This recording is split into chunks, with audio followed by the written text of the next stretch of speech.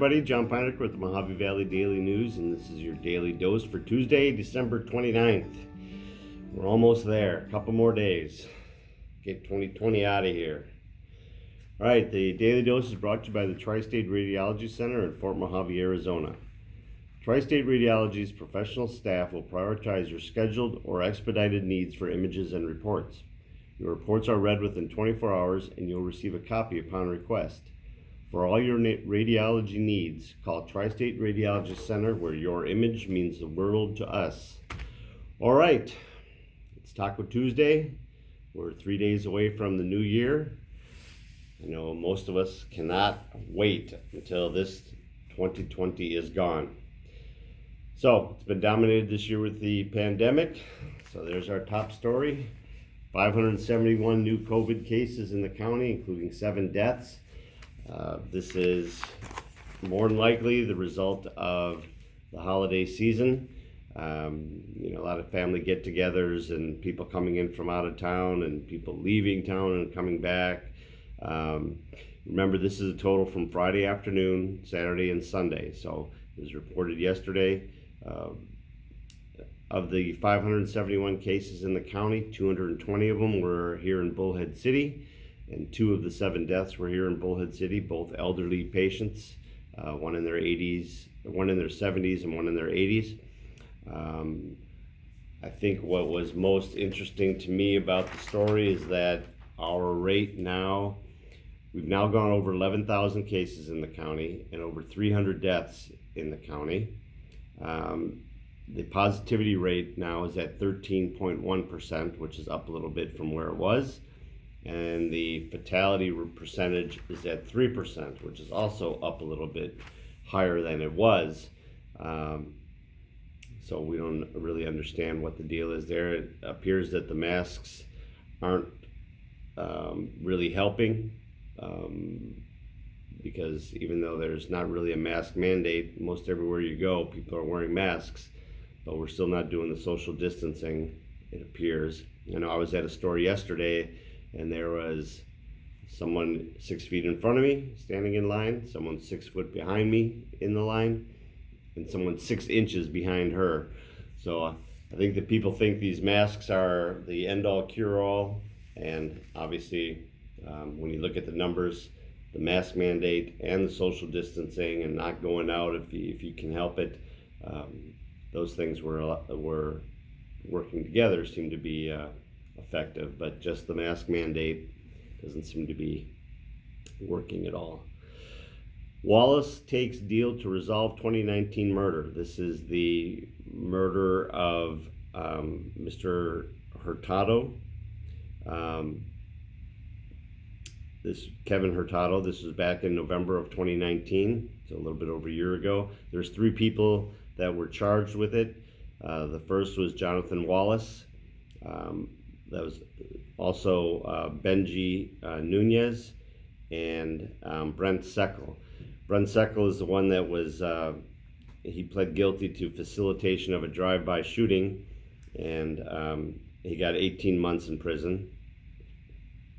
Benji Nunez hasn't been charged yet, and this is the third guy. He was originally charged with first-degree murder, attempted first-degree murder, aggravated assault, and drive-by shooting. Those all were dropped, and now he's pleading to aggravated assault for assaulting a corrections officer while he was in jail, but also criminal damage and misdemeanor driving under the influence for the night. So he can end up with 3.5 years in jail for those charges. It still comes down to the judge, whatever the judge decides that he wants to do, and that just leaves Benji Nunez as the last person on it. So you got a nice picture of the Christine Stamper, the homeless center here, the 10,000 square foot homeless center. COVID surge limits services at shelter. This was originally supposed to open back in April. This is the one right off Miracle Mile over here, operated by Catholic Charities. It was supposed to open in April, then it was delayed till July.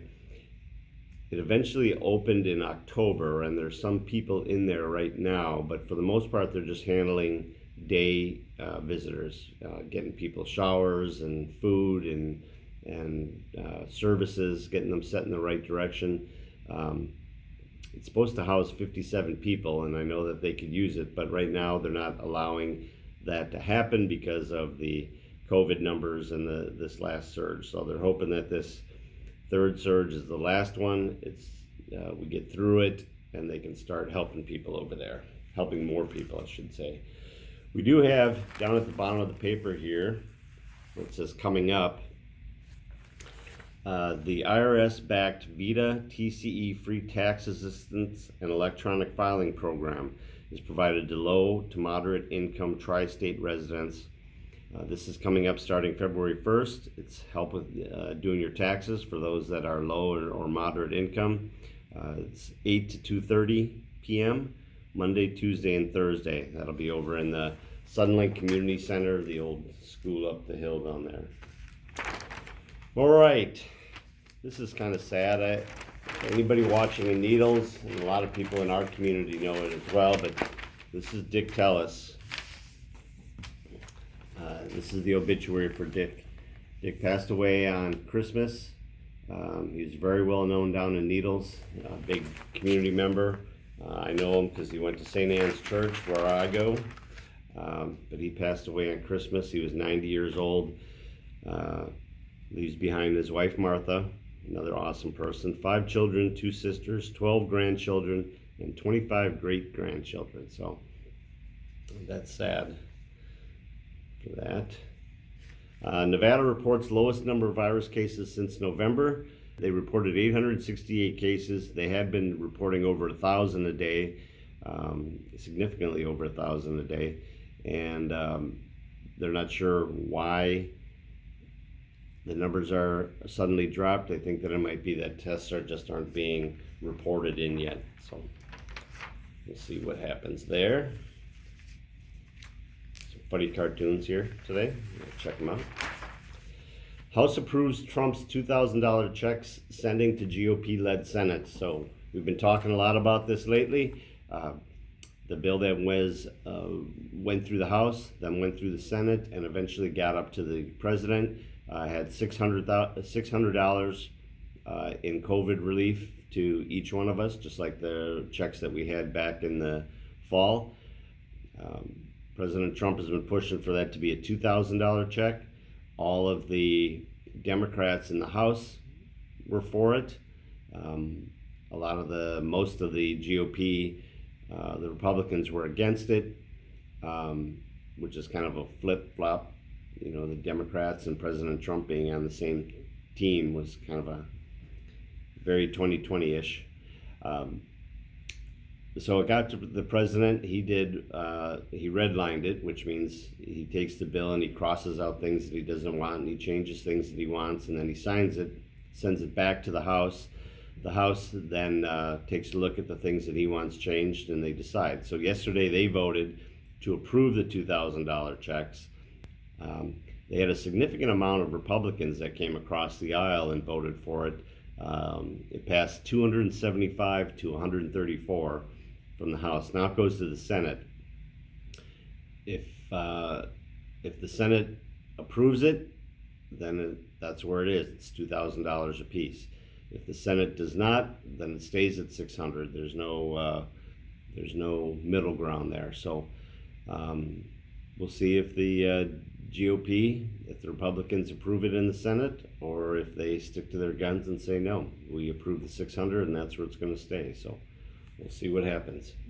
Got a nice picture here of the Malk basketball team still practicing out there. There's no basketball, wrestling, any of the winter sports going on right now, but they are able to practice, some of them.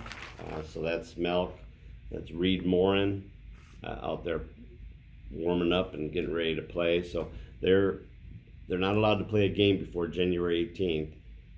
If those Nevada numbers continue to go down and our numbers do something, maybe we'll get a chance to actually see some high school basketball this year. Weather-wise, about in the upper 50s to low 60s. Again today, it should be that way most of the week. They said some drizzle possible today. Not really rain, just some drizzle. So we'll see. Okay, everyone. That is the daily dose for today, for Tuesday. Remember, the daily dose is brought to you by the Tri-State Radiology Center. It offers same or next day appointments and accepts most insurances, including Medi-Cal. They have a wide open MRI and digital x-rays with your reports ready in about 24 hours. Please call them today for an appointment at 928-460-7226. Remember, all of our videos, our daily dose, our Valley Voices, our Educator of the Month, our Athlete of the Week, our Athlete of the Month, all of them are available on our YouTube channel. They're also on our Facebook page and on our website. And you can also get them in those streaming services in the description below. So please click on one of those. That's Google Podcasts, Apple Podcasts, Spotify. There's an Anchor app, an app that you can download to your phone where you can pull up the podcasts and other podcasts. So check those out. Please enjoy your Tuesday. Hang in there for a couple more days. We'll get 2020 in the rearview mirror and hopefully enjoy our 2021. Thanks for joining me, and I hope to see you tomorrow.